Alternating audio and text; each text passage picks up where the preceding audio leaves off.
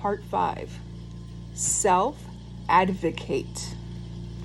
When you're in the hospital and you have something like this going on, self-advocate. Big time. When I first went into the hospital with this pneumonia, my question to my respiratory therapist was this. My best friend's mother died of COVID this past April. The one thing that her doctors and her respiratory therapists all begged her to do was sleep on her stomach. And she was having the same lung issues that I was having in the hospital and still am. So I said, wouldn't it make more sense to get me off of my back and lay flat on my belly or on my side when I sleep, rather than constantly sitting up like this in the bed? Oh no, we just tell COVID patients that we prefer to have you sitting straight up in bed at all times. When you're asleep and when you're awake, we want you vertical, not horizontal.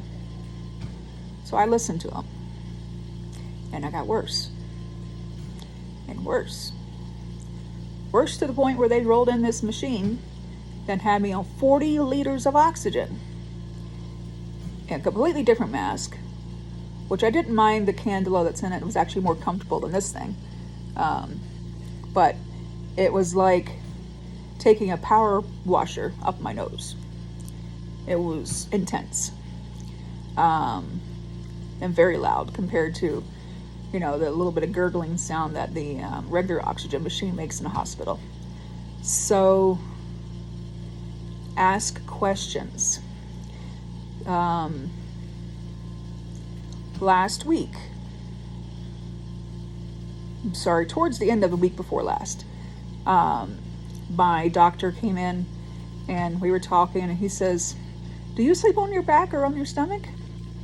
I said, "I do at home." I said, "I asked about that here, and they said no, they wanted me vertical." He says, "Well, try sleeping on your back or try sleeping on your stomach or side." And within 2 days, I was off that big machine. I was back on regular oxygen, and all my levels and everything started leveling out because I was no longer putting pressure on my back 24/7. I was finally able to breathe properly at night and expand my lungs.